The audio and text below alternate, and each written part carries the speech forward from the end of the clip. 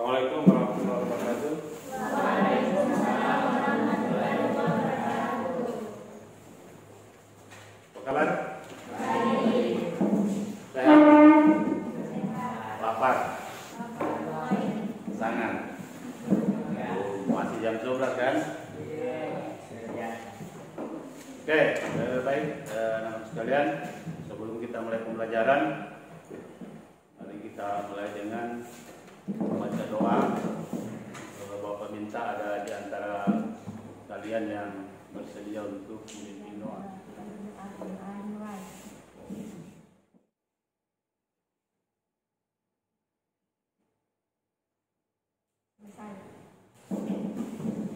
Terima kasih. Hari ini siap? Siap. Atau terpaksa? Insya Allah sih. Siap. Siap. Ya. Jadi siapnya itu seperti yang biasa Bapak sampaikan, siapnya siap lahir batin. Ya. Harus siap mentalnya, badannya juga harus siap. Ya, kemudian Bapak lihat kelasnya sudah rapi dan bersih. Selanjutnya Bapak tetap mengingatkan sesuai instruksi pemerintah bahwa harus tetap menjaga protokol kesehatan, pakai maskernya. Materi kita yang lalu, ada yang masih ingat?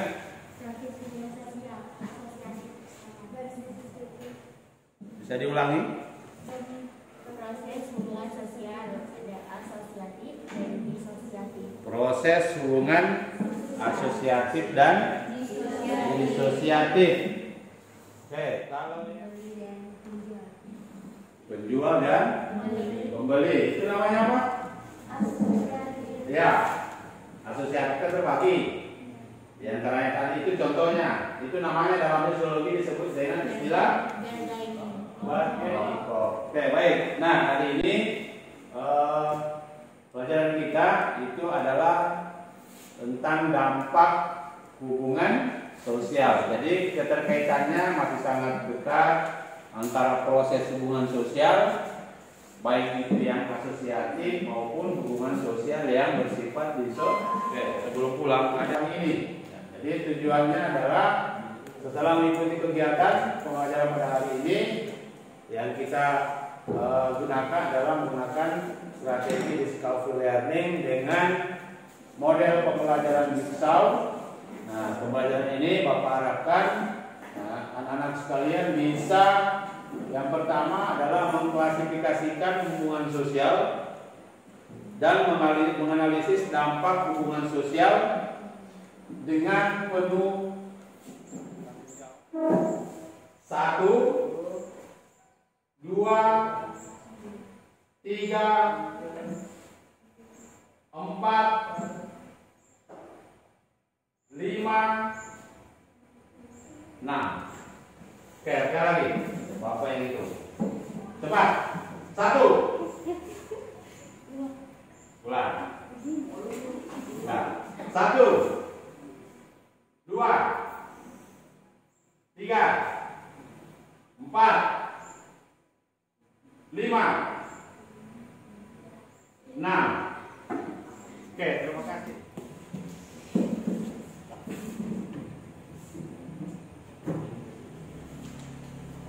Oke, silakan.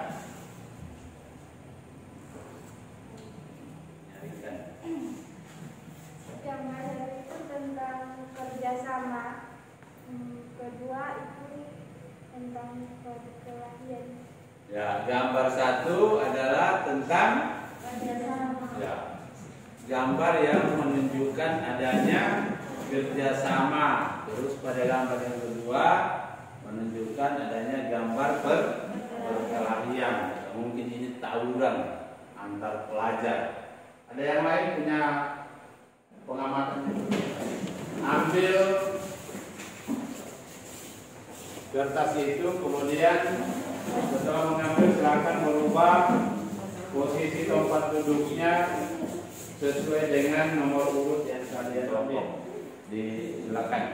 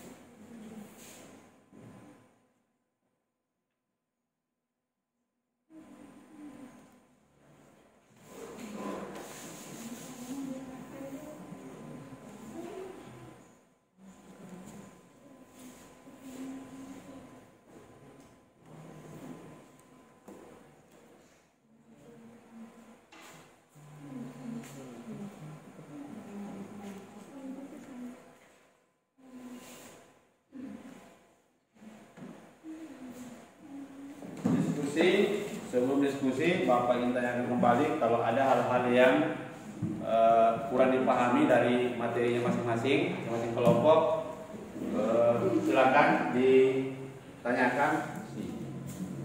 Jelas? Tidak ada masalah? Semua? Kelompok 1 aman? 2 3 luar biasa. Oke, baiklah kalau gitu kita masuk ke sesi diskusi. Assalamualaikum warahmatullahi wabarakatuh. Waalaikumsalam warahmatullahi wabarakatuh. Baiklah, saya akan menyampaikan hasil diskusi kami tentang materi 1. Terbentuknya keteraturan sosial. 2. Terjadi 1.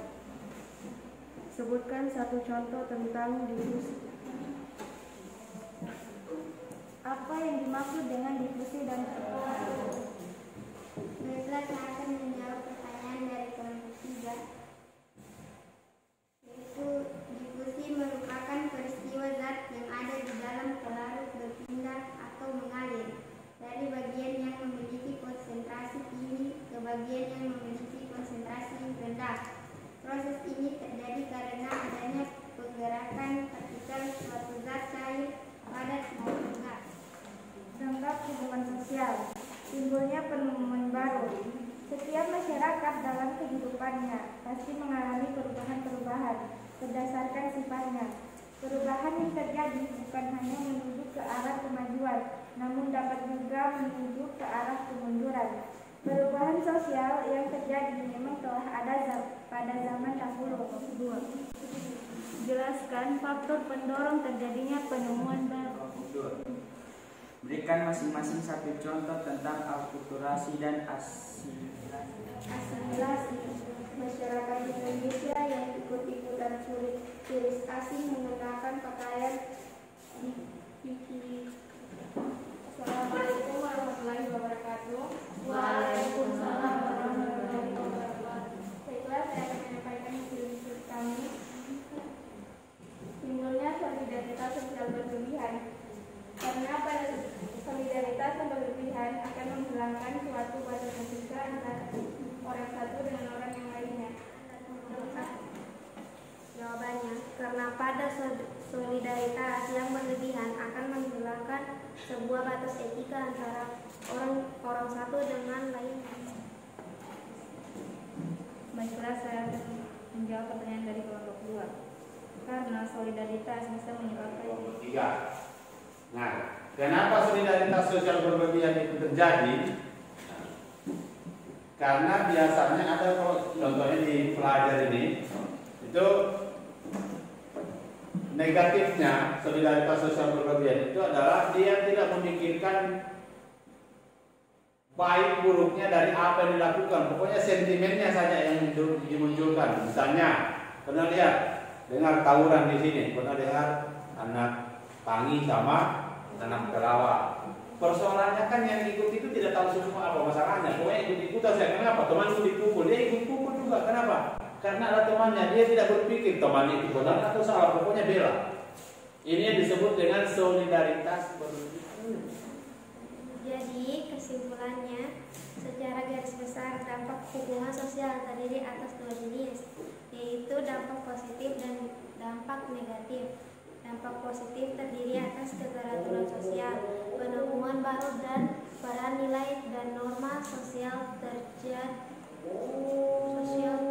sedangkan dampak negatif terdiri dari timbulnya solidaritas berlebihan dan timbulnya kelompok-kelompok menyimpang. Oke, terima kasih untuk Sinar Sri Mulyani. Aplaus untuk lancar ya. Bapak ingin melihat apakah materi kita hari ini betul-betul sudah bisa dipahami dengan baik. Bapak minta supaya apakah materi ini sudah dipahami betul. Untuk dampak negatifnya, siapa yang bisa bantu? 1. Dampak negatif hubungan sosial. Tawuran. Apalagi perkelahian. Kalau dampak positifnya, hubungan sosial, dapat bekerja sama, kerja bakti, apalagi tolong menolong, apalagi. Oke, terima kasih. Ya, jadi semoga kegiatan kita pada hari ini itu bisa bermanfaat ke depan. Jadi kegiatan diskusinya sudah makin meningkat meskipun masih ada yang perlu dikembangkan. Ya, satu mungkin pada saat berbicara mungkin tidak perlu lagi ditulis tapi berbicara secara langsung. Itu yang kita harapkan pada kegiatan-kegiatan selanjutnya. Jadi pada saat diskusi itu kita latihan untuk berbicara tanpa membaca. Jadi kalau mau menjawab tidak usah ditulis, langsung tanggapi secara lisan. Ya. Kemudian kehadirannya Bapak harapkan supaya lebih ditingkatkan lagi. Nah, setelah kegiatan ini selesai, kita kembali ke rumah. Nah, ingat tetap selalu patuhi protokol kesehatannya. Sekarang orang lagi dianjurkan untuk vaksinasi. Makanya jaga jarak, jaga hubungan dengan kerabat, tetangga, dengan teman di sekolah. Jadi penting untuk membangun atau menjalin silaturahmi dengan siapa saja, terutama pada hal-hal yang positif. Nah, karena materi ini adalah materi kita yang terakhir untuk semester ganjil tahun ini, insya Allah pada pertemuan berikutnya kita akan mengadakan ulangan harian untuk KD 3.2. Jadi kita akan ulangan harian untuk KD 3.2. Jadi Bapak harap pelajar bahan-bahannya, materinya dilengkapi, modul-modul yang sudah Bapak berikan, supaya kalau kemarin kita kirim secara daring, kalau bisa dicetak supaya mudah dibaca. Nah, kira itu untuk informasi kegiatan kita pada pertemuan berikutnya. Nah, sekarang supaya kegiatan pembelajaran kita hari ini mendapatkan berkah, mendapatkan nilai yang baik untuk kita ke depan, maka alangkah lebih baiknya kalau kegiatan ini kita tutup dengan doa. Oke, karena itu saya minta pada salah satu di antara anak untuk bersedia memimpin doa menutup kegiatan pembelajaran hari ini. Silakan. Sebelum pulang mari kita berdoa dimulai.